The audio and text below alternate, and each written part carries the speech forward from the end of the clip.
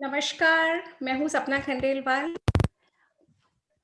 Founder of Devdeeti foundation, author of unleash the Shakti within, and an entrepreneur doing my own business of renovating precious jewelry.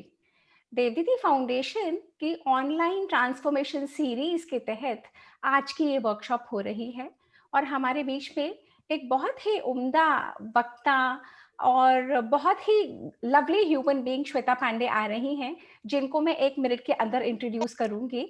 उससे पहले मैं आपको Devditi foundation के बारे में बता दूं। देवदीति फाउंडेशन एक ऐसी संस्था है जो विमेन के लिए काम करती है, ऑनलाइन और ऑफलाइन, उन्हें जोड़ने के लिए अपने ही देश की सभ्यता और संस्कृति से, उनमें एक भाव जगाने के लिए कि वे सक्षम हैं, वे कर सकती हैं, वे सब कुछ कर सकती हैं। Women can do anything and everything and have the resilience with in. उन्हें बस थोड़ी सी हैंड होल्डिंग चाहिए, उन्हें बस थोड़ी सी इमोशनल स्पेस चाहिए, उन्हें बस थोड़ा सा अपनापन और प्यार चाहिए। अगर वो चीज़ें हम एक महिला को दे सकते हैं, फिर हम महिला को ग्रो करते, फ्लरिश करते, फ्लावर करते देख लेते हैं। देवदीति फाउंडेशन का एक बहुत महत्वपूर्ण आयाम और है, और वो है Devditi humanitarian bank. Devditi humanitarian bank एक ऐसा मुकाम है जो हैव्स और हैव नॉट्स के बीच में ब्रिज का काम करती है। हम आइडेंटिफाई कर लेते हैं ऐसी ऐसी जगह या ऐसे लोग जिन्हें चीज़ों की ज़रूरत होती है, और हम अपने मेंबर्स की हेल्प से उन सामान को, चीज़ों को, अन्न को, स्वेटर्स को या जो भी उन्हें चाहिए होता है, इकट्ठा करके और वहाँ दे देते हैं। अभी हाल में ही हमने एयरफोर्स के बच्चों के लिए भी मदद की थी। कोरोना काल में भी देवदीति फाउंडेशन ने गवर्नमेंट को जितना हो सका सहयोग दिया है। हमने एक स्कूल अडॉप्ट कर रखा है गढ़गंगा में, और वहाँ पे हम बच्चों के लिए काफ़ी काम करते हैं। तो देवदीति फाउंडेशन की मुहिम से ज़रूर जुड़िएगा। आज का वीडियो भी आपको देवदीति फाउंडेशन के यूट्यूब चैनल पे मिल जाएगा। और अब मैं इंट्रोड्यूस कर रही हूँ श्वेता पांडे को। श्वेता एक बहुत ही सुलझी हुई, संभली हुई महिला है, एक सिंगल पेरेंट है, अपने दोनों बच्चों को बहुत बखूबी संभालती हैं। 5 साल का उनका छोटा सा बेटा है, मेरा ग्रैंड चाइल्ड भी 5 इयर्स का है, और एक उनकी बेटी है। और Shweta is doing this job of parenting her children really well, along with being a working lady in a very esteemed post. She is in handling PR.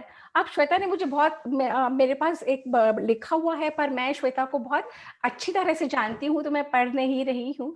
जो श्वेता के बारे में मेरा अनुभव है, मैं वो शेयर कर रही हूँ। 1 हफ्ते तक श्वेता और मैंने एक साथ रूम शेयर करा था उदयपुर में। हम लोग दोनों एक ही कोर्स करने गए थे। And in Shweta I found a very responsible adult, a very lady who knows what she wants from life, and who is very helpful. And now she has started her own coaching program, मेरी आज़ादी, और अभी इन दिनों वो अपनी पहली book लिखने में व्यस्त हैं। तो अब without further ado I invite Shweta Pandey. Shweta, over to you.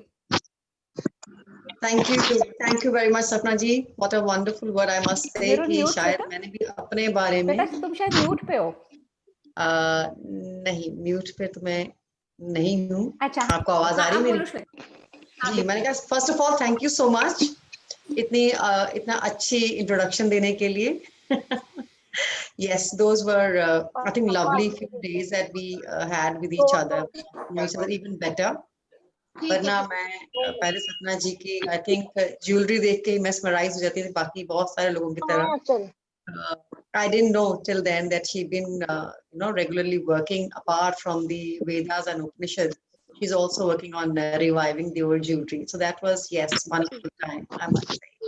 So I think our love for saris and the Indian culture, that's what created even a greater bond. So that helped us a lot.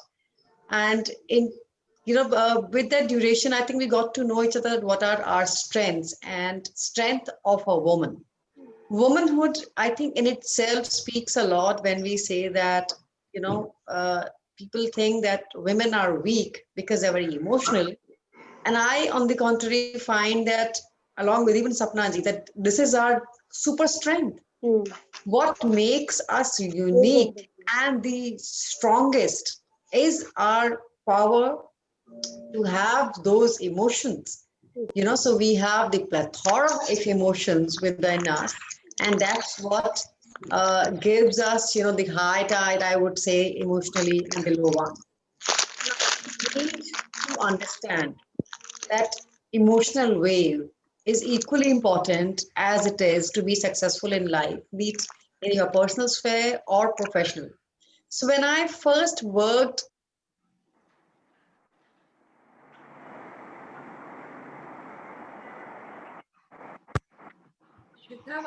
Shweta 1 second, तुम mute हो गई हो। एक बार अपने आप को unmute करना please. हाँ, ओके, गुड। हाँ Shweta. So I hope audience haven't missed much. What I was talking about is that the reason people are not able to be successful the way they want to be, or the way they could be, because of the either lack of control on emotions, or in fact being aware of your emotions. So then you can go in the flow, with yourself. Then you can be yourself. Emotions are what? I mean, emotions are, end of the day, if you see, emotions are a byproduct of what's going on within the hidden context of our own minds. They are just the subconscious motivators coming out in a conscious form, which is our feelings. So the need is to understand what my emotions are going within me, and then being aware of it, and then why am I being feeling the way I'm feeling? Because if we have our emotions in place, then only we'll be able to actually go in the route of success, in the route of achieving what we want to achieve. So when people talk about financial freedom, they talk about, the successful relationships or achieving their health goals, everything boils down to your emotions. Because end of the day, it is your emotional part which is controlling, be it from you to achieve your health goal, or your relationship goal, or your financial goal. Everything boils down to the same thing, that how good you are at your emotional level. If you're happy, you will react, you will act differently. And if you're not, you know better. What will you do? Right? So before we get into the how to achieve emotional freedom, let's understand the first part. That is that if at all you are in an emotional trap. Because if you're looking for freedom, that means you are trapped somewhere.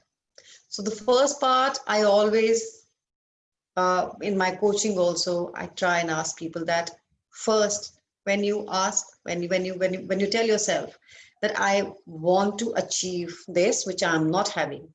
So first go to the root cause. What is it that's stopping you? So if you are in an emotional trap, first and foremost thing, accept and be aware. Because our emotions are just the bellwether of what's going on within us. Shweta, Consciously, subconsciously. people Yeah. are asking me कि थोड़ा हिंदी में बोल सकते हो ज्यादा? जी जी, अरे बिल्कुल, मैं पूरा हिंदी में बोल सकती हूँ। हिंदी में, हाँ। तो हमारी जो इमोशंस हैं, बेसिकली इट्स लाइक सबकॉन्शियसली हमारे माइंड में चल क्या रहा है, हमारे अंतर मन में क्या चल रहा है, वही आता है निकल के कि हमारे इमोशंस का। अगर आप जब लोगों से मिलते हैं, जब उनसे बात करते हैं, your interactions, the way you look at people, the way you act with them, वो आ जाकर उसका एक फिजियोलॉजिकल इफेक्ट भी आता है। दैट इज, अगर आपको कोई चीज आपको नेगेटिव फीलिंग दे रही है, मैं कहूंगी कि दिल्ली में रहते हुए मैं बोलूंगी, as small as someone else taking over your parking space.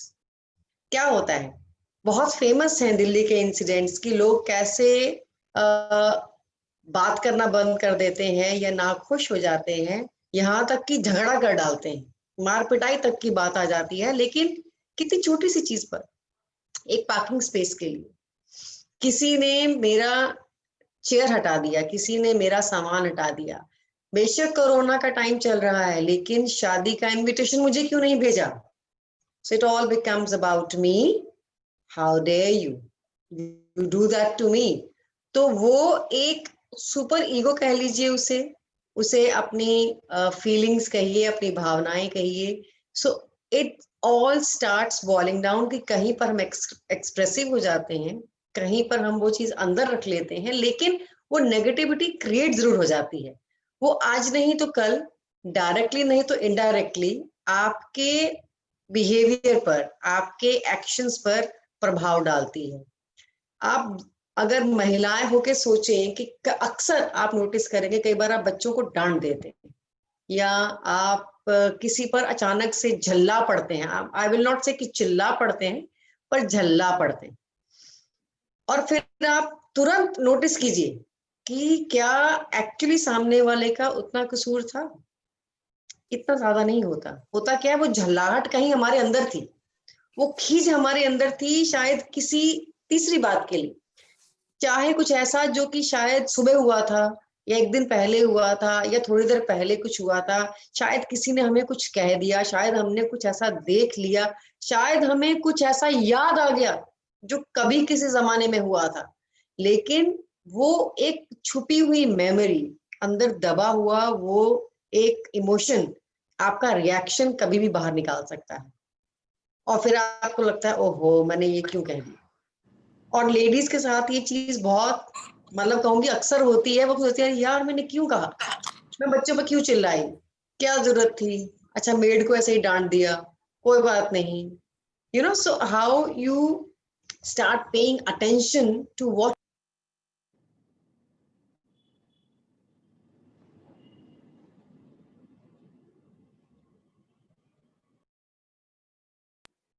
ये होस्ट की तरफ से म्यूट हो जा रहा है, थोड़ा सा ध्यान रखिएगा. सो करने की कोशिश कर रही हो तो तुम्हारा हो रहा है, सॉरी अब नहीं होगा. हाँ.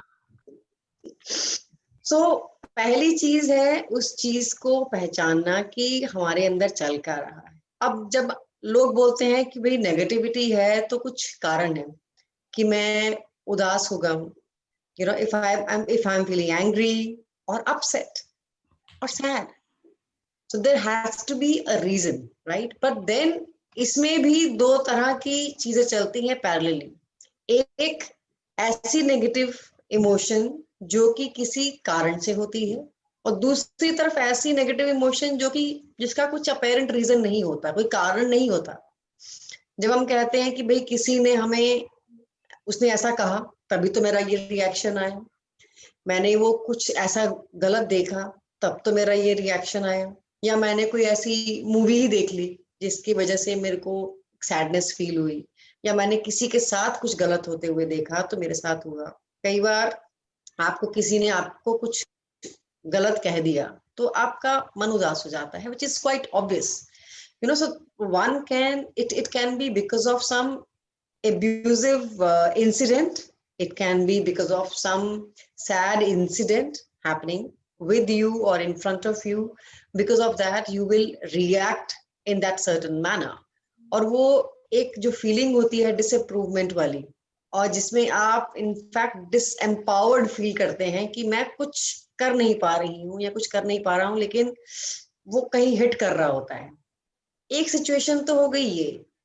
अब दूसरी होती है जिसमें कि लोग अक्सर आपको मिलेंगे जो कि मैं उदास हूं या मेरा मन ठीक नहीं है, पर I don't know why, I am just feeling sad.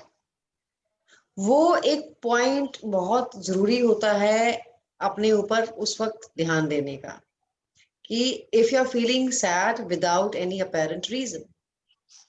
Sometimes people feel that, you know, that I'm sad, maybe they are just lonely.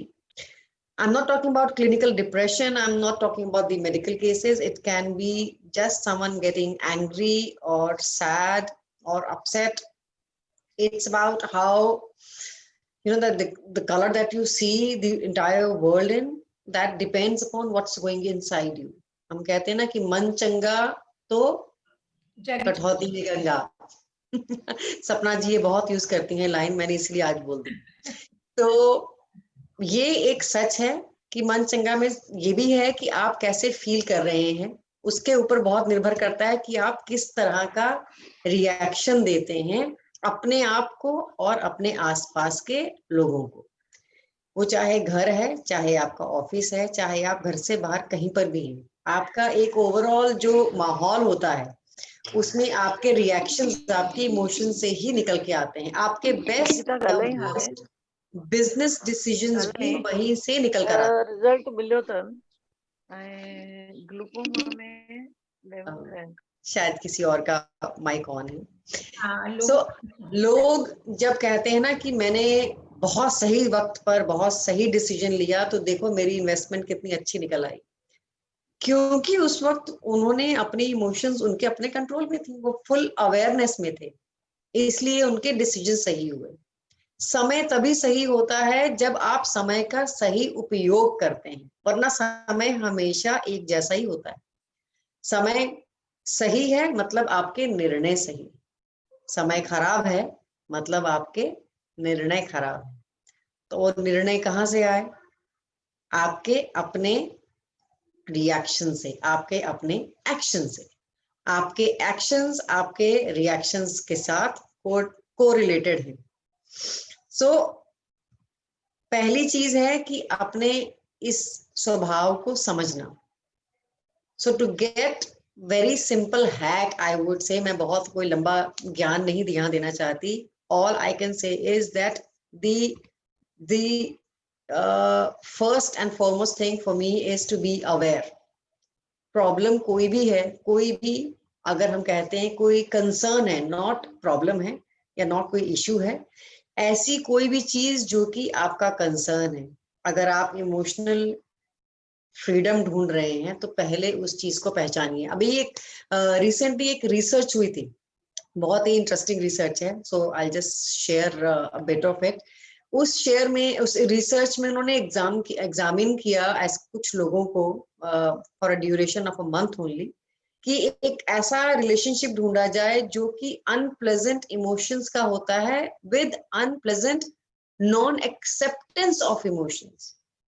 One is कि कुछ खराब हुआ, कुछ ऐसी इमोशंस, कुछ ऐसे इंसिडेंट्स हुए जो कि आपको डिस्प्लीज कर गए, और दूसरा साथ में पैरेलली एक वो पार्ट चल रहा है जहां पर कि हम उस चीज को एक्सेप्ट ही नहीं कर रहे कि कुछ गलत हुआ है। एंड सरप्राइजिंगली ये जो सेकेंड लॉट है ये बहुत बड़ा है, बहुत ही ज्यादा, इसलिए जो लोगों को लगता है कि बिना किसी कारण के वो डिप्रेस्ड फील कर रहे हैं, वो डिप्रेशन नहीं होता, वो एक अंदर की एक उदासी होती है, एक दबी हुई छुपाई हुई एक इमोशंस होती है। इस केस में तो कहूंगी छुपाई हुई, क्योंकि दबाएंगे तो तब जब आपको पता होगा। तो आपने उस इमोशन को एक्सेप्ट ही नहीं किया, लेकिन सबकॉन्शियसली वो आपको हिट कर गई। उसके इम्पैक्ट जो हैं वो बहुत लंबे समय तक निकलते हैं। और मजेदार बात यह है कि रिसर्च के अकॉर्डिंग 96% लोग वो थे जो कि नॉन एक्सेप्टेंस वाली कैटेगरी में थे।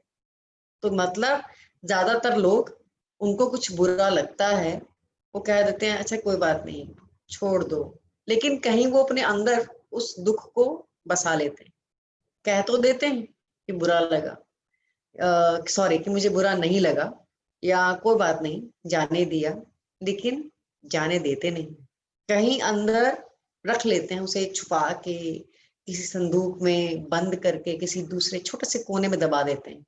तो ऐसे छोटे छोटे छोटे छोटे ब्लॉक्स जो हैं, बनते बनते बनते एक बहुत बड़ा समंदर जो है आपके हृदय में बना लेते हैं। So that's where the struggle of emotions starts happening, that's where the emotional blockages starts happening. तो जो हमारा ये जो रिलेशनशिप है with unpleasant emotions and difficulty in accepting that emotions, those negative emotions have come in, it goes hand in hand. तो इनको ignore नहीं करें, पहली चीज। और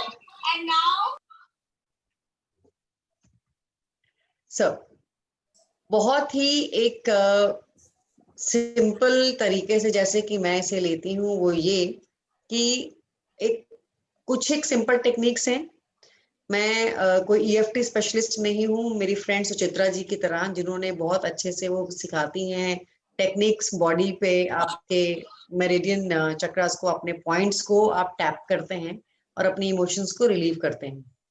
अगर कोई वो कर सकता है तो बहुत अच्छी बात है, लेकिन उस लेवल तक पहुंचने से पहले आप घर बैठे आराम से जहां पर भी हैं, आप कुछ एक टेक्निक्स अगर फॉलो करें तो very easily you can get rid of your emotional trap and you can achieve your emotional freedom. That is first and foremost self awareness.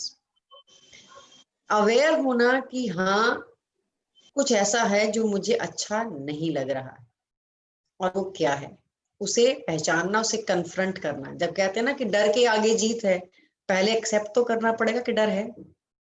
तो अगर कोई चीज अपसेट कर रही है, कोई चीज आपको बुरी लग रही है या कोई चीज अच्छी लग रही है, तो उसको एक्सेप्ट कीजिए। यहाँ पर सेल्फिश होना खराब नहीं है। अगर आपको कोई चीज खुशी दे रही है तो बिल्कुल स्वीकार करें, क्योंकि हर जो भावना आपके अंदर आ रही है, हर इमोशन जो आपको आ रही है, फीलिंग जो आपके अंदर चल रही है, जब ये भी ऊपर वाले की ही देन है तो उसे एक्सेप्ट कर लेना चाहिए।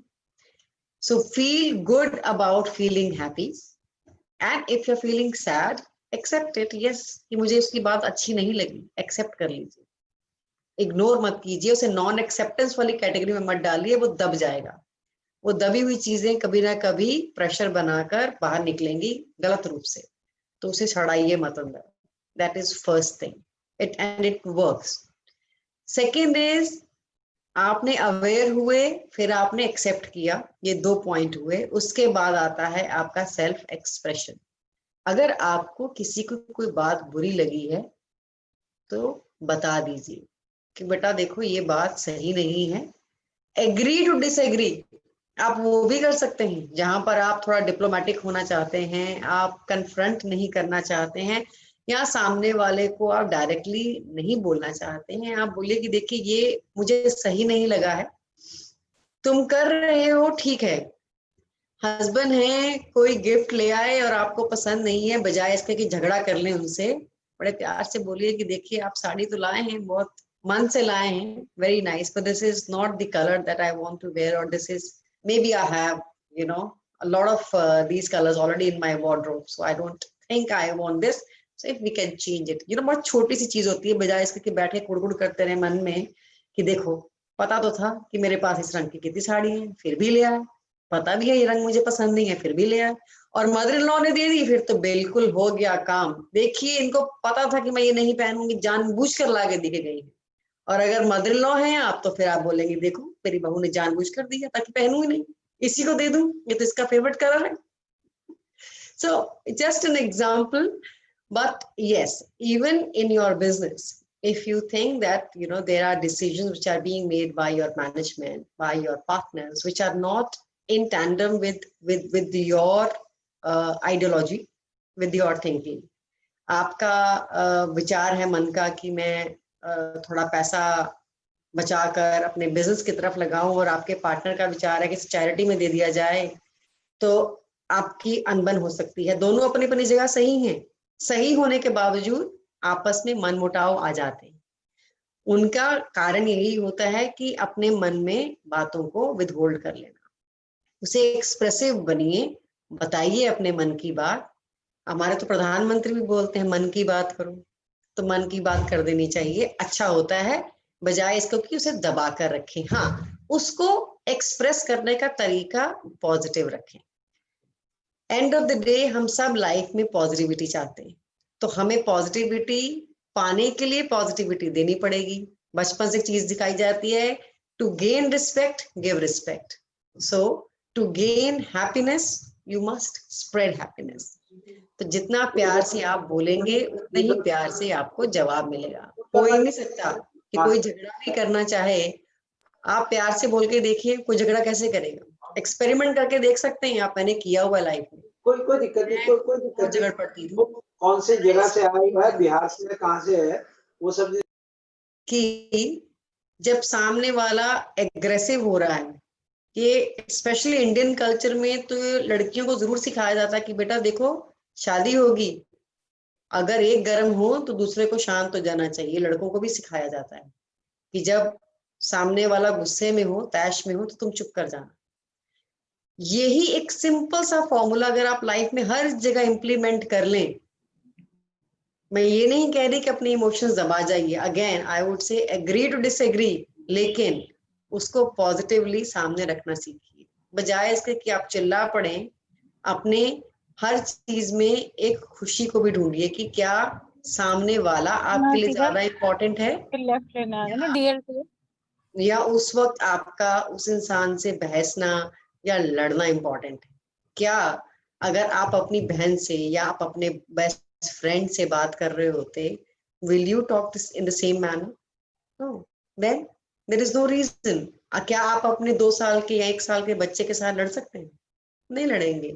आपको उसके अकॉर्डिंग उसकी सिचुएशन समझ के ही रिएक्ट करना पड़ेगा, बेशक आप जो कह रहे हैं वो सही है। So have that positive mindset कि कैसे मैं इस सिचुएशन को किसी दूसरे तरीके से टैकल कर सकता हूँ या कर सकती हूँ। एक बार अपना चश्मा, अपना नजरिया बदलिए। आप, if you are seeking happiness, you will find a way to reach to that happiness. So that's all what is required. अपना पर्सपेक्टिव थोड़ा सा ऑल्टर करना पड़ेगा। सो फोकस कीजिए अच्छी चीजों की तरफ, हैप्पी मोमेंट्स की तरफ, तो आप हैप्पीनेस निकाल लेंगे। उसके बाद आता है कि अपनी जिंदगी से टॉक्सिक लोगों को, टॉक्सिक सिचुएशंस को एकदम आउट कर दीजिए, एकदम जस्ट बिल्कुल शॉट देम आउट। ये बहुत बहुत बहुत जरूरी होता है। हम सब की जिंदगी में कुछ एक लोग या सिचुएशंस हमारे आसपास ऐसी होती हैं which are toxic. It is very very important. In fact, as per even medical research, it is proven that the biggest cause of unhappiness or those suppressed emotions or the bigger inner conflict, the biggest reason is toxic people or toxic situations around us. अगर आप किसी ऐसी job में हैं जो कि constantly आपको unhappy रख रही है, आप रोज पर रोज आप, एक तो हो गया आपका डायरेक्ट कन्फ्रंटेशन जब आप काम पर गए और आप दुखी हैं, उससे भी ज्यादा बुरा है उसका सोच जब आप सुबह उठे, अब आप बिस्तर से नहीं निकलना चाह रहे क्योंकि मुझे वहां जाना पड़ेगा काम पर, तो आपकी स्ट्रगल वहां से शुरू हुई, पहुंचने के बाद नहीं।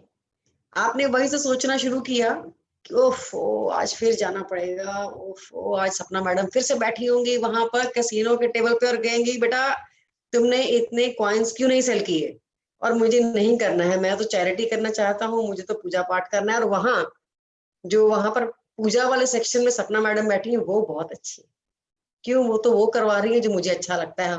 प्रॉब्लम सपना मैडम का नहीं है, प्रॉब्लम ये है कि आप जो करना चाह रहे हैं, आपको अपना लक्ष्य रखना चाहिए कि आप वहां जाएं, आप वो काम करें जो कि आपको खुशी देता है। और अगर आप खुदा ना खास्ता कैसी सिचुएशन जहां पर आप अपने ये चेंज नहीं क्या कर हुआ सकते, फिर रिपोर्ट का? अब आप कहें कि मैं तो गवर्नमेंट जॉब में हूँ, अब जॉब तो नहीं बदल सकते, विच इज राइट। चलिए, अब आपने तब तो अपने एग्जाम्स देके बैंक में जॉब लगवा ली और अब वैसा मजा नहीं आ रहा, कार लोन के डिपार्टमेंट में पहुंच गए और कोई कार नहीं है, सिर्फ पोस्टर्स ही हैं, वो भी पुराने पुराने हैं, तो कोई गाड़ी दिख नहीं रही है, कोई स्पोर्ट्स कार नहीं आ रही है, all you doing is paper work, so you are not happy with your work, but you can always create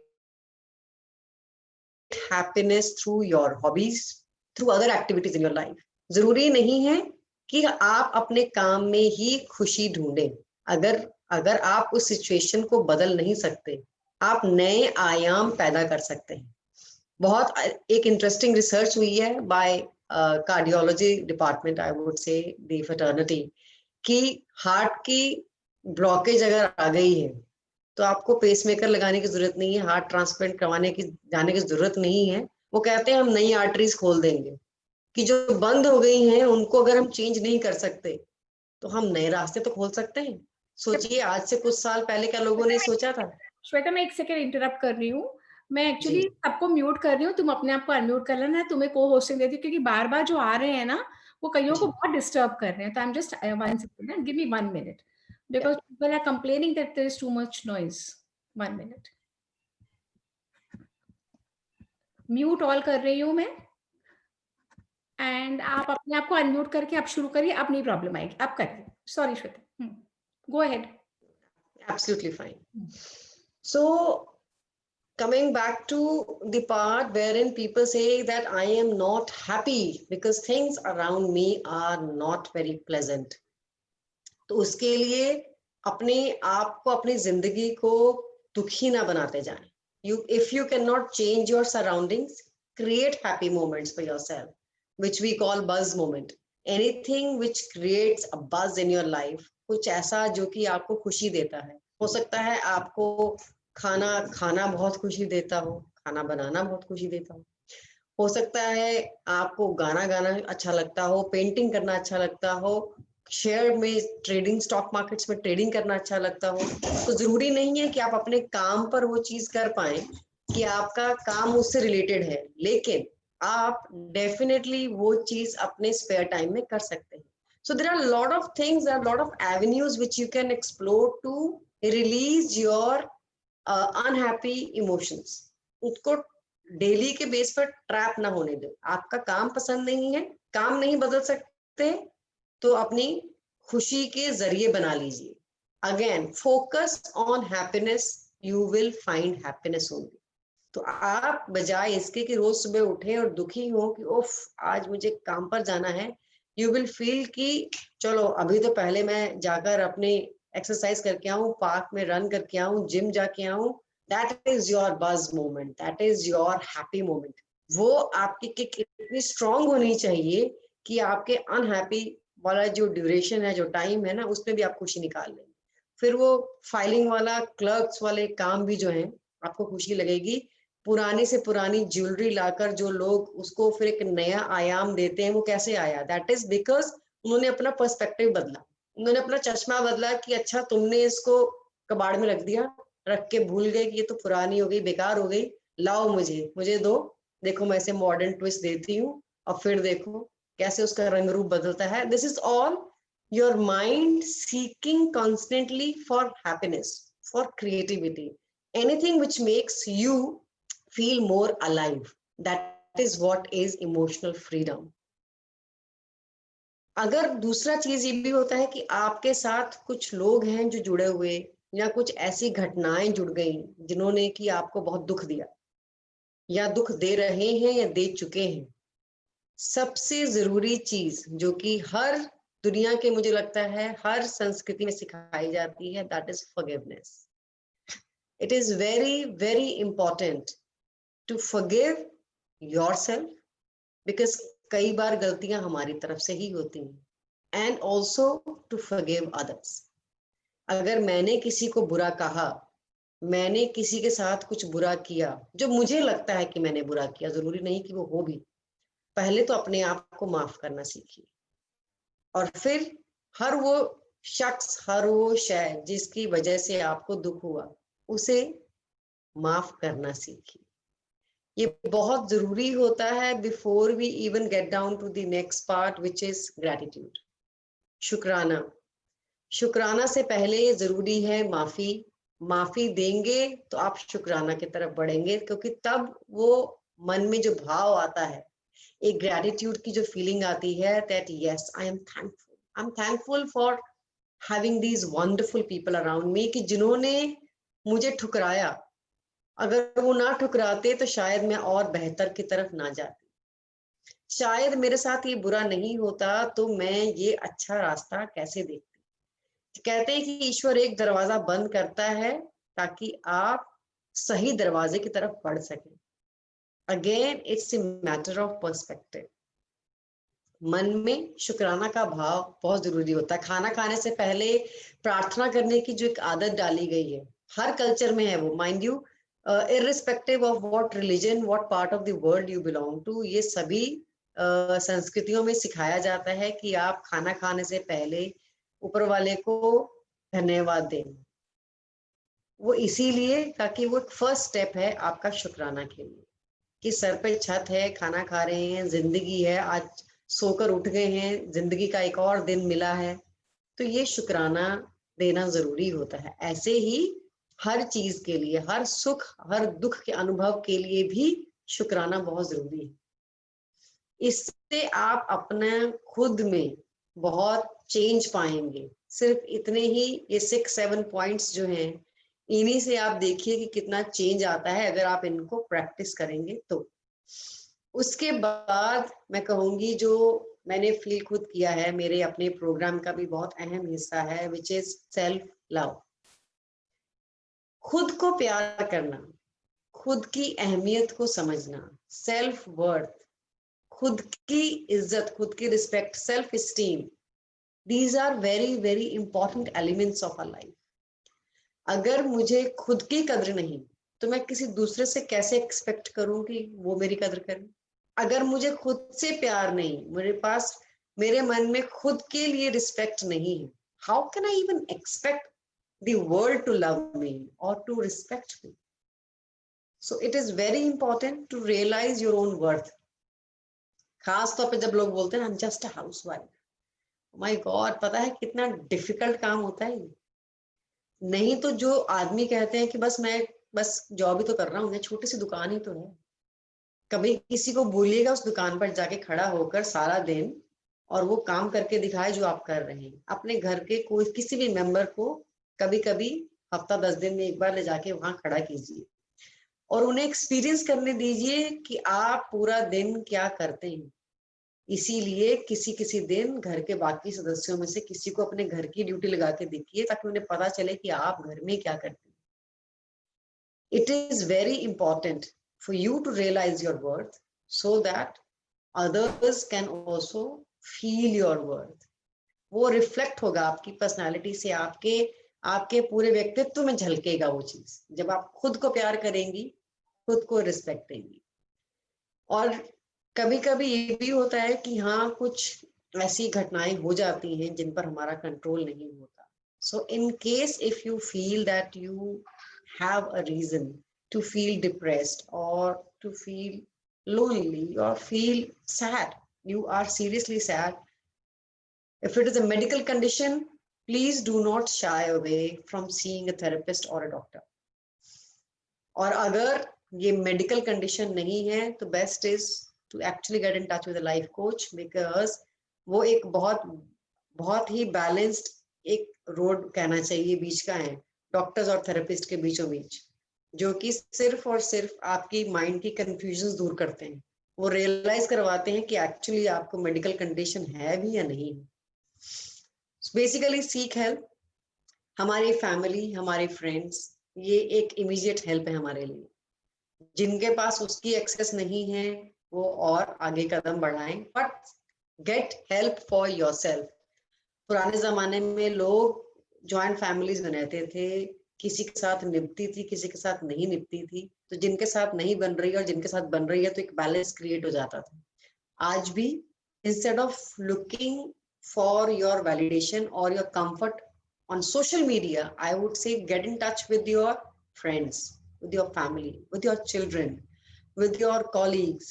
There are multiple avenues. अगर आप अपने आसपास देखें तो बहुत सारे जरिया हैं। किसी को अकेला महसूस करने की ना कभी किसी भी युग में जरूरत थी ना आज है। अगर आज के समय पर लोग बोलते हैं कि मैं अकेला हूं, that means they are not making real friends. अगर आप फैमिली से दूर हैं, फोन हमेशा थे लोगों के पास, चिट्ठियां हमेशा से थी, उस टाइम से जबकि डाकिया नहीं था, कबूतर होता था, तब से है। कम्युनिकेशन का जरिया हमेशा से रहा है, as long as you are willing to make a communication. So कदम आपको बढ़ाना पड़ेगा क्योंकि खुशी आप चाहते हैं। खुशी आपकी है तो पहला कदम भी आपका होना चाहिए। एग्री? अगर आप किसी को खुशी देना चाहते हैं तो भी कदम बढ़ाइए, खुशी लेना चाहते हैं तब भी कदम बढ़ाइए।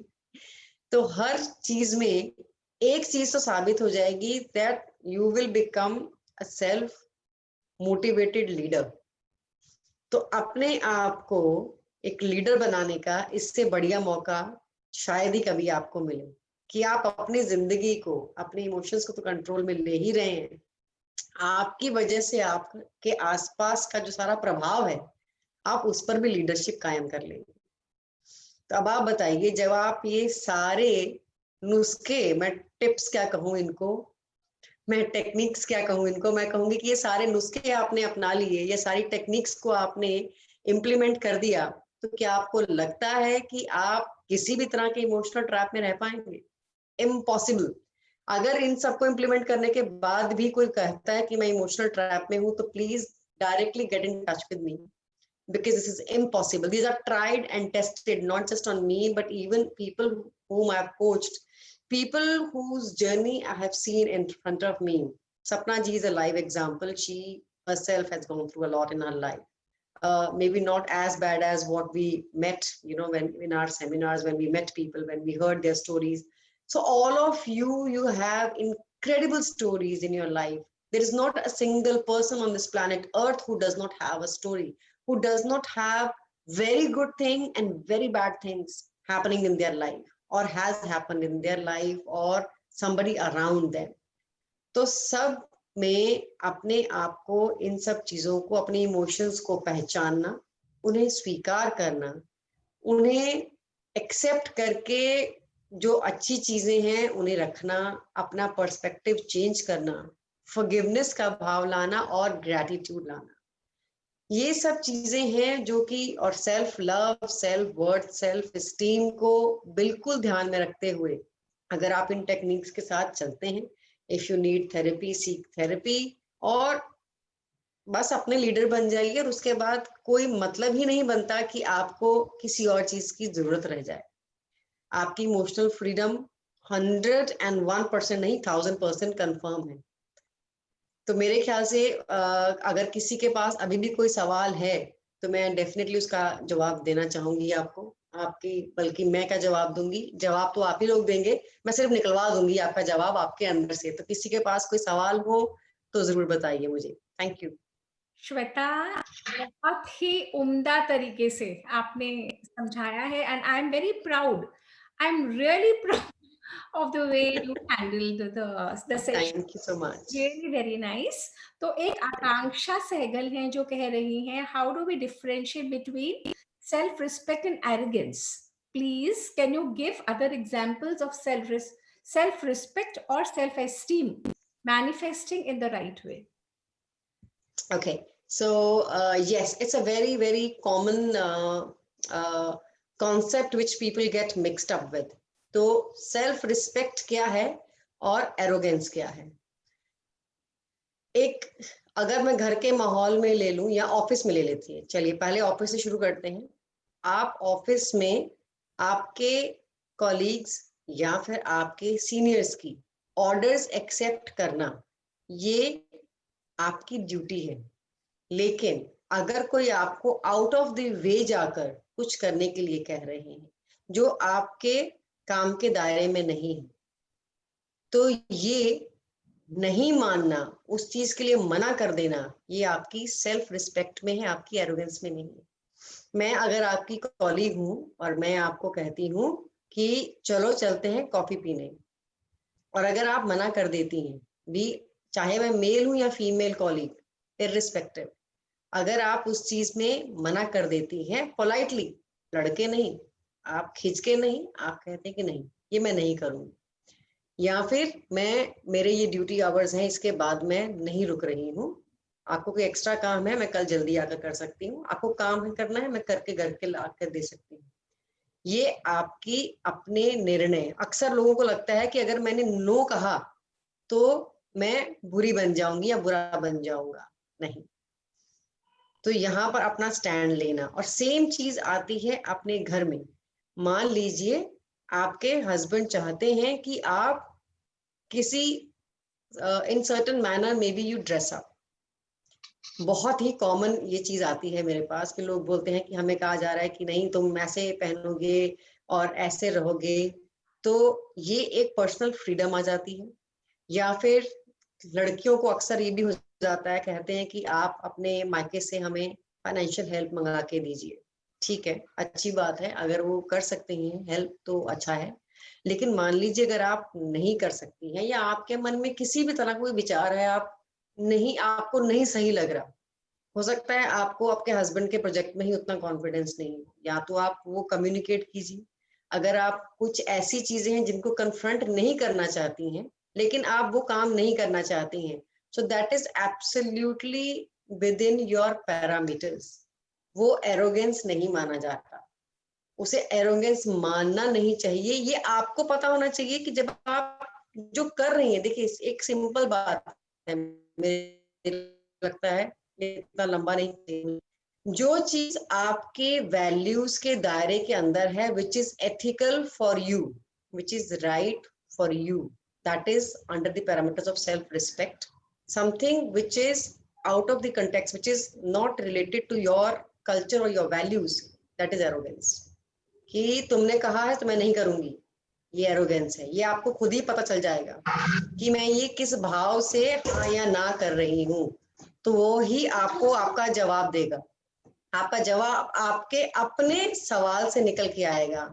आपका एरोगेंस है तो ये आप खुद ही जान जाएंगे।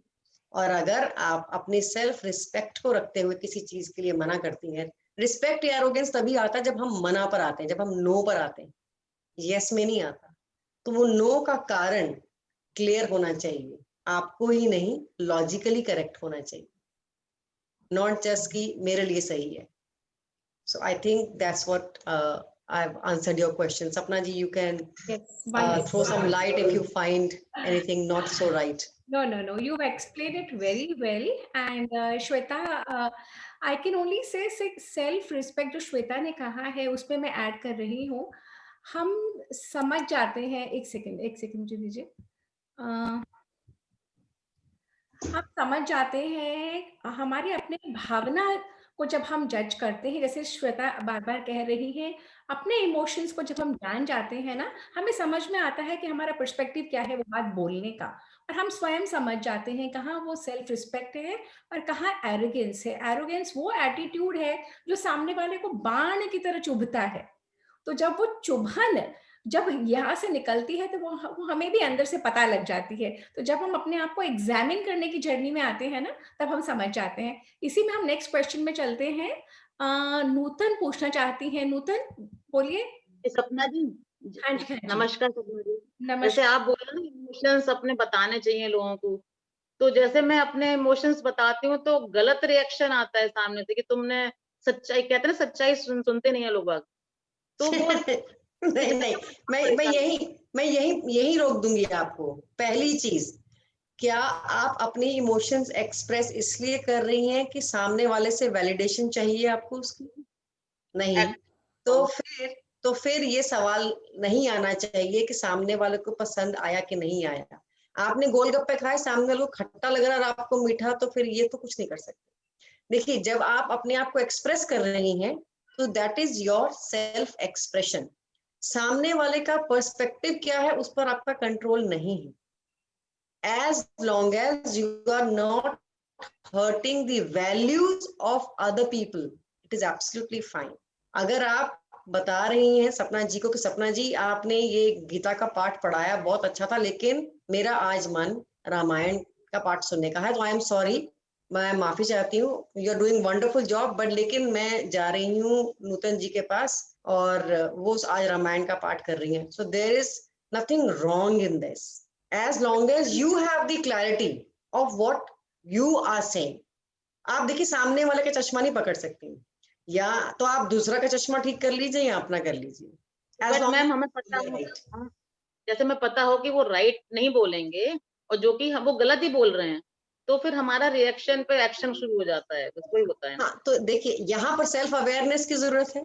यहाँ पर वो अपनी एक्सप्रेशन दे रहे हैं। देखिए वही बात, अब इसी पर्सपेक्टिव को उल्टा कर दीजिए कि सपना जी आई हैं, वो कह रही हैं कि आज हम तुम्हारे यहाँ पर खाएंगे भिंडी चना, और आप कह रहे हैं नहीं मुझे तो छोले खाने हैं। तो गलत कोई नहीं होता। देखिए, हर कोई अपने पर्सपेक्टिव से बात कर रहा होता है। सामने वाला किस भाव से, किस पर्सपेक्टिव से बात कर रहा है उसको भी समझना जरूरी है। सिर्फ ये जरूरी नहीं कि मैं क्या चाह रही हूँ। मेरे हिसाब से इस वक्त कोरोना की वैक्सीन आए और मैं उसे लगवाऊं, ये सही भी हो सकता है, गलत भी हो सकता है, लेकिन दोनों के अपने अपने विचार हैं। सामने वाले को भी स्वीकारिए, एक्सेप्टेंस उसकी भावनाओं की भी उतनी ही जरूरी है। तो आपको रिएक्शन देने की जरूरत नहीं है। कभी कभी नॉन रिएक्शन रहना भी आपको पता होना चाहिए। एग्री टू डिसएग्री, आपको नहीं पसंद कोई बात नहीं, आप अपने भाव अपने तक रखिए ना। उन्होंने पूछा नहीं आपका विचार, कोई आपसे विचार पूछे तो जरूर दीजिए, लेकिन अगर उन्होंने आपसे आपके विचार नहीं पूछे हैं, सिर्फ अपने विचारों की अभिव्यक्ति कर रही है वो। कभी कभी सामने वाला सिर्फ चाहता है कि आप उसे सुने, तो सिर्फ सुने, हर चीज का रिएक्शन देना भी जरूरी नहीं होता। और जैसे मैम माइंड में इतने विचार चल रहे हो, कोई सुनने वाला नहीं हो तो टेंशन शुरू हो जाती है, तो वो भी तो जरूरी है। नूतन, ऐसा है कि जो हमारे मन के विचार होते हैं ना, हम उसको बाहर पे थोपते चले जाते हैं। हमें अपनी एकाग्रता, इतनी शांति ही नहीं पैदा कर पाते कि हम ग्रहण कर सकें। तो यहाँ पे प्रॉब्लम ये है, अपने मन को शांत करना। सामने वाले को तो हम पे हमारा वश है ही नहीं। श्वेता बार बार बता रही हैं, हम अपना चश्मा ठीक कर सकते हैं, सामने वाले का हम कुछ नहीं कर सकते।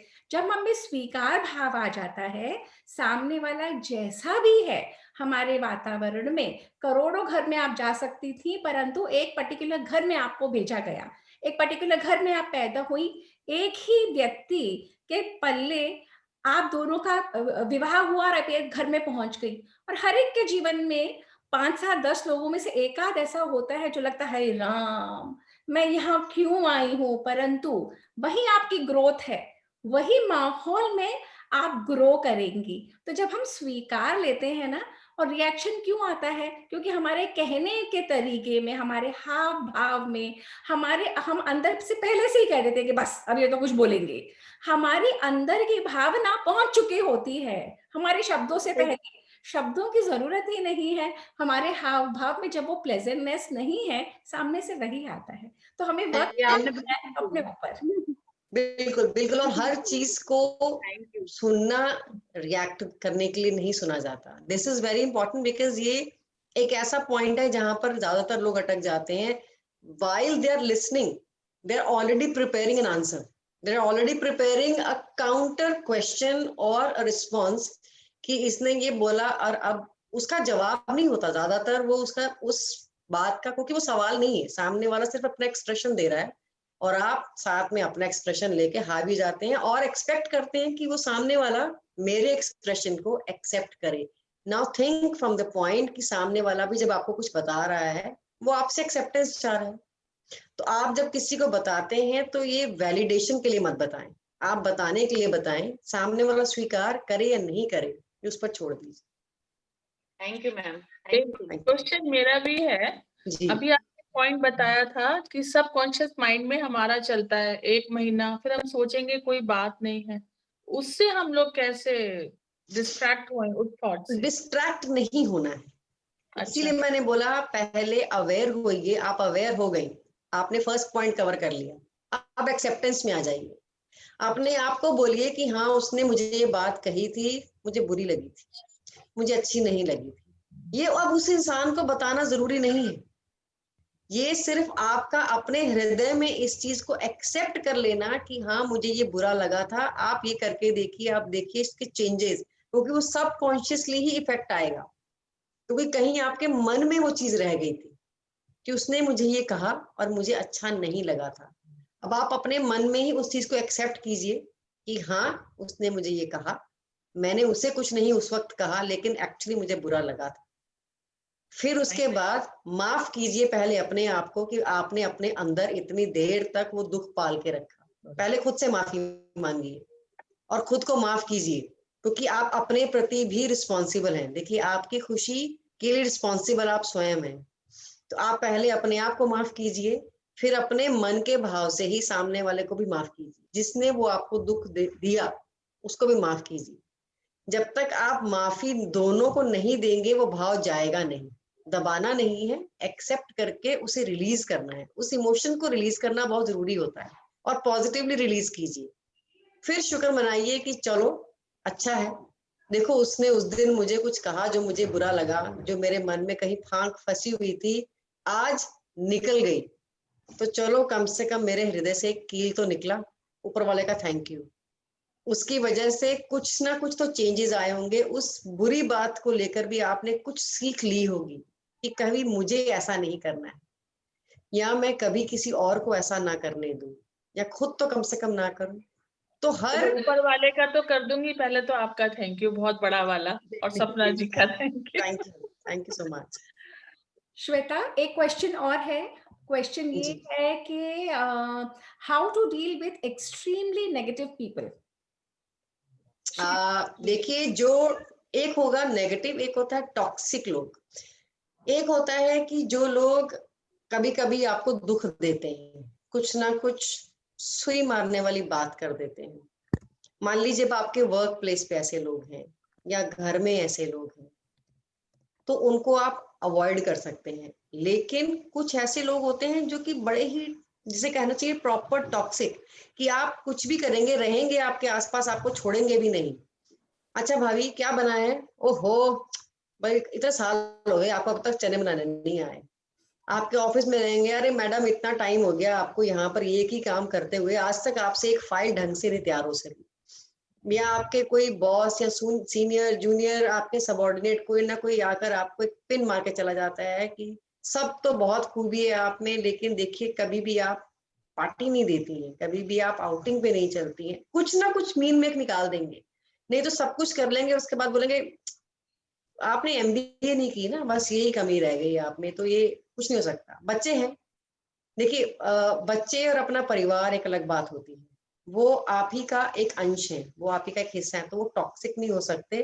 थोड़ी सी कभी कभी नेगेटिविटी हो सकती है, जिसे कि आप with due course of time change कर सकती हैं, with your self worth and your self respect. When you start believing in yourself, they will change. But I am talking about negative people around you and toxic people around you, उनको अपनी life से निकाल कर ऐसे फेंक दें। Very difficult, I'm telling you, I've done this and I've made people do that and they have seen the difference. आपके ऐसे कोई, चाहे मित्र हैं, चाहे कॉलीग हैं, चाहे ऐसे रिश्तेदार हैं, जो कि कॉन्स्टेंटली आपकी लाइफ में दुख का कारण है, जो कि आपको नीचा दिखाने में लगे रहते हैं, जो कि आप पर एहसान जताते हैं, जैसे कि आपने, मतलब उनके बिना तो आपकी जिंदगी बेकार है। आपकी हर चीज के लिए अपने दुख का कारण भी आपको बताएंगे, तुम्हारी वजह से ये सब है, तुम्हारी वजह से ही सब। फिर चाहे वो आपके लाइफ पार्टनर भी हो, mind you, may be this is not the right platform, but I am telling you, इस लेवल पर मैंने कई बुजुर्गों के, ऐसे बच्चों को मैंने कोच किया है, जहां पर कि मैंने उनको बोला कि बिल्कुल बेदखल कर दीजिए इनको। अगर कोई आकर, एक बच्चा जो था, जो अपने माँ बाप को बोला अपना घर भी गिरवी रख दीजिए, मुझे अपने बिजनेस में ये पैसे लगाने हैं, which is absolutely wrong thing to say, कि मैं आपसे कभी बात नहीं करूंगा, आप तो मुझे क्या निकालेंगे, मैं आपको अपनी जिंदगी से निकाल दूंगा अगर आपने ये नहीं किया। Such a negative thing to do in your old parents life and to put them in a situation कि जहां पर उनको चूज करना पड़ जाए कि अपने सर पे छत रखें या अपनी औलाद को रखें। तो ये जब सामने वाले में रिस्पॉन्सिबिलिटी नहीं है, तो आप में भी वो दया भाव उस वक्त नहीं होना चाहिए। सो इस तरह के, चलिए वो एक एक्सट्रीम केस है, लेकिन but coming back to the toxic people, जो आपको नीचा दिखाते हैं, जिनके प्रेजेंस से कॉन्स्टेंटली आपको दुख फील होता है, उनको अपनी लाइफ से बिल्कुल कट ऑफ कर दीजिए। अगर आपकी बेस्ट फ्रेंड भी है, उसे कट ऑफ कर दीजिए, बोलो कि थैंक यू वेरी मच, लेकिन मुझे नहीं लगता कि मैं, मेरे पास अभी, अगर आप पोलाइट भी रहना चाहते हैं, बड़े प्यार से बोलिए कि मेरे पास बिल्कुल, मैंने अभी, अपनी व्यस्तता बहुत बढ़ गई है, मैं मिल नहीं सकती। धीरे धीरे धीरे, स्टेप बाय स्टेप कुछ चीजों को कम कर सकते हैं, जो रिश्ते बहुत नजदीक हैं, और अगर सिर्फ दोस्ती कॉलीग्स तक हैं, एकदम से कट ऑफ कर दीजिए। चाहे वो आपके बॉयफ्रेंड है, गर्लफ्रेंड है, कोई भी है, एकदम से आउट कर दीजिए। और फिर देखिए आप अपनी जिंदगी में खुशी की लहर, और अगर एक्सपेरिमेंट करना चाहें कि कितने टॉक्सिक हैं वो लोग, एक हफ्ता के लिए उनको ब्लॉक करके देखिए। ब्लॉक इन द सेंस, ना उस इंसान की कॉल लीजिए, ना उस इंसान को मैसेज कीजिए, ना एक्सेप्ट कीजिए। एक हफ्ता तक कंप्लीट, जिसे कहते हैं ना, व्रत रख के देखिए उस इंसान से, उस खाने से नहीं, उस इंसान से। खाने की टॉक्सिसिटी पता चलती है खाना त्याग कर, इंसान की टॉक्सिसिटी पता चलती है उस इंसान को त्याग कर देखिए, मात्र 7 दिन, and you will see the change in you, and that change will tell you that how much of toxin you've been accepting, you've been receiving in your life. It's a very simple technique, very simple hack.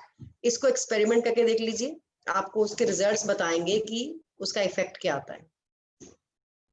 जी सपना जी, सही बताया मैंने? आप unmute कर लीजिए खुद हाँ को। बिल्कुल, बहुत बढ़िया तुमने एक्सप्लेनेशन दी है।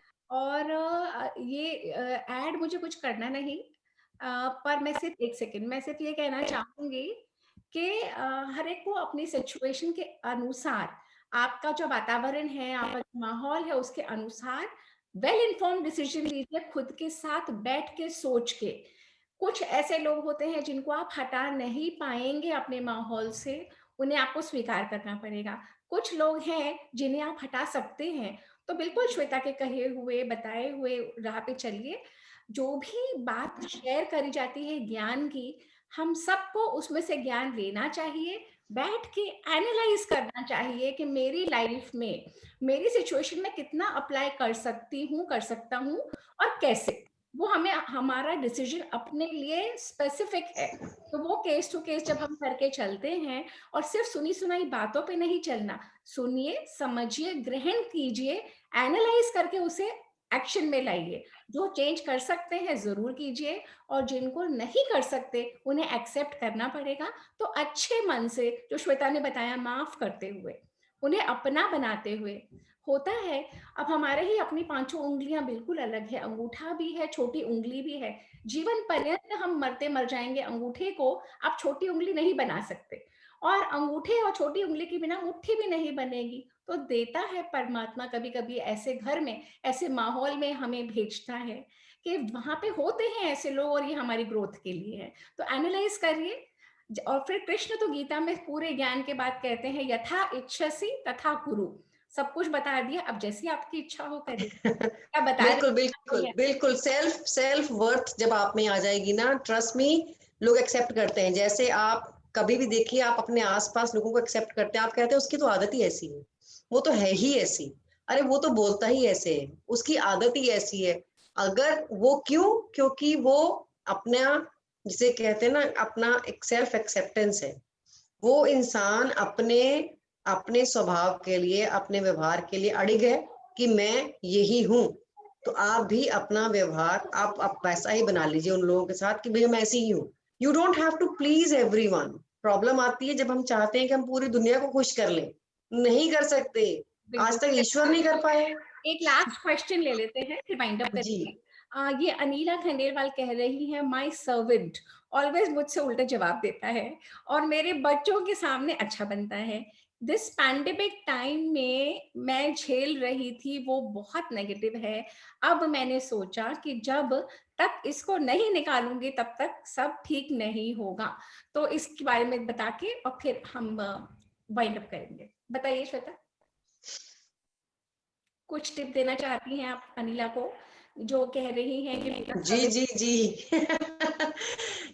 ये बात सिर्फ एक सर्वेंट की नहीं है। देखिए, इसमें सबसे पहली जो चीज पता चलती है, अगर आप ध्यान से अपने ही शब्दों को, अपने इस क्वेश्चन को पढ़ेंगी, तो अब वो आपसे बदतमीजी करके आपके बच्चों के सामने अच्छा बन रहा है। It shows very first thing to me, आपके और आपके बच्चों के बीच में गैप है। इसीलिए वो आपके और आप ही के अपने घर के सदस्यों के बीच में एक मिसअंडरस्टैंडिंग क्रिएट कर सकता है। दैट मीन्स उसे पता है कि आप लोग एक नहीं है। तो आप जिस दिन उसे ये पता चल जाए आप और आपके बच्चे एक ही हैं, आप लोग एक ही बात मानते हैं, सुनते हैं, तो क्या वो ये चीज सोच भी सकता है? कोई भी इंसान इसे एक बहुत ही पॉजिटिवली लीजिएगा इस चीज को। ये देखिएगा कि अगर आप ये चीज आपके नौकर ने ना करके किसी अड़ोसी पड़ोसी, किसी रिश्तेदार ने की होती, किसी दोस्त ने की होती, तो ये बहुत खतरनाक हो सकता था आपके लिए। बहुत अच्छा, आपको थैंक यू बोलना चाहिए। एक्चुअली उसको थैंक यू बोलिए कि उसने आपकी लाइफ की एक बहुत बड़ी एक गैप, एक ऐसे इश्यू को उजागर किया है जो कि शायद आपको पता नहीं था। अपने और अपने बच्चों के साथ ये एक मुट्ठी हो जाएगी। जब यूनिटी दिखेगी, जब एक तन्मयता दिखेगी, बच्चों अपने आपको नौकर से नहीं, आपको अपने बच्चों के साथ लय बनाने की जरूरत है, जहां पर आप लोगों का बॉन्ड ऐसा होना चाहिए कि अगर आपके कुछ मनमुटाव है तो वो अंदर है, वो घर के नौकर तक को नहीं पता होने चाहिए। वो कहीं आस पड़ोस में पता नहीं होने चाहिए। जैसे बोलते हैं कि पति पत्नी के दरमियान अगर कुछ मनमुटाव हुआ है तो उनके बेडरूम तक रहना चाहिए, ड्राइंग रूम में नहीं आना चाहिए। सेम चीज आपके और आपके परिवार का प्यार, आपका एक जो यूनिटी है, ये जग जाहिर होनी चाहिए कि इनसे आप फालतू बात नहीं कर सकते। बच्चों के सामने माँ की कोई बात नहीं कर सकते, माँ के सामने उसके बच्चों की बात नहीं कर सकते। ये बहुत जरूरी है। ये बहुत सच्ची में बता रही हूँ, उसको थैंक यू बोल दीजिए, और उसने बहुत आपकी लाइफ में बहुत भला कर दिया है। इस पॉइंट को पकड़िए और अपने इस वीक पॉइंट को स्ट्रॉन्ग बनाइए, आई थिंक। और प्लस देखिए, बचपन से सिखाया जाता है कि नौकरों के ज्यादा मुंह नहीं लगते, ये एक सही बात है। लेवल देख के ही एक, अगर जो आपसे नीचे हैं, जैसे बच्चे हैं, बच्चों से आप ज्यादा बहस नहीं सकते। क्यों? क्योंकि उनकी समझ नहीं है। There is nothing wrong in it. मतलब मैं इसको इकोनॉमिकली ऊपर नीचे नहीं कर रही हूँ। मैं ये कहना चाह रही हूँ कि हर इंसान अगर किसी लेवल पर है तो अपनी सोच की वजह से, उसकी सोच उतनी ही है। अगर आप उससे बहस रहे हैं, दैट मीन्स आप अपना लेवल नीचे लाकर उसके लेवल पर आकर बहस रहे हैं। आप उसको उठा नहीं पा रहे हैं, आप उसको उठाइए। उठाएंगे तो वो ऐसी बेवकूफाना बात ही नहीं करेगा इंसान। और आप अपने आप को नीचा स्तर अपना नीचा ना करें, वेरी नाइस, और वो अपने परिवार के साथ। बहुत अच्छे तरीके से तुमने जो एक आम महिला के घर में ये नौकरों वाली सिचुएशन तो रोजमर्रा की होती हैं, और जब हम जॉइंट फैमिलीज में रहते हैं, जब बेटे बहुएं साथ में रहते हैं और परिवार बढ़ने लगता है, तो अमूमन छोटी छोटी बातें हो जाती हैं और सर्वेंट हो या कोई भी स्टाफ हो वो फायदा उठाने लग जाते हैं। You explained it very well. अपनी डिग्निटी रखते हुए सिचुएशन को हैंडल करिए, अपने परिवार को पहले एक बना लीजिए, सब ठीक हो जाएगा। और इसी बात के साथ मैं श्वेता का बिल्कुल। धन्यवाद करना चाहती हूँ। श्वेता पांडे ने बहुत खूबसूरती से, बहुत मैच्योरिटी से, and I am feeling very proud. जैसे एक बड़ी बहन छोटी बहन जब बहुत अच्छा करती है उसके लिए प्राउड फील करती है। एक कोलीग बिल्कुल या एक जो हम कोलीग्स थे, हमने इकट्ठे कोर्सेज कर रहे हैं, I am feeling very proud, I am feeling validated, I am feeling very nice. Shweta, thank you for giving me this opportunity, thank you. And I am very thank you. Sure जितने लोग इस session पे जुड़े हैं उन्होंने बहुत value derive करी होगी। श्वेता का नंबर मैंने शेयर कर दिया है चैट पे, जिसे भी चाहिए प्लीज नोट डाउन कर लीजिए। श्वेता को 1-to-1 अप्रोच कर लीजिए। Shweta is very open for coaching also, I think. Shweta, are you? Yes okay, so Shweta is open for coaching. Shweta book लिख रही है, सुलझी हुई महिला है। और मेरी पहली जो श्वेता के बारे में एनालिसिस थी, क्योंकि जब मैं जाती थी वहां पे कोर्स के लिए, साड़ी पहने मैं ही होती थी और एक पतली दुबली सी सुंदर सी बड़ी प्यारी सी लड़की मुझे दिखी साड़ी में, तभी से वो हमारा फर्स्ट कनेक्शन था। तो साड़ी आई थिंक अपनी सभ्यता संस्कृति को परस्यू करने वाली Shweta Pandey, thank you very much for being with us. And अब हम ये सेशन का एंड करते हैं, और आप सब लोगों से दरखास्त है, वेडनेसडे को हमारा फिर सेशन होगा, और वेडनेसडे का सेशन रश्मि वैद्यलिंगम के साथ है। She is a supreme court lawyer, plus she is a dancer of international calibre, an extremely erudite, very intelligent and well versed lady. So we'll spend an afternoon with her. And Thursday को मेरा session है on one of the facets of Sanatan Dharma, which I've been doing various expositions on the Bhagavad Gita, the Vedas and the Upanishad. So bye for now, and Shweta, we thank you again. तहे दिल से आपका शुक्रिया. Thank you. Thank you Devdeeti, thank you Sapna ji, thank you.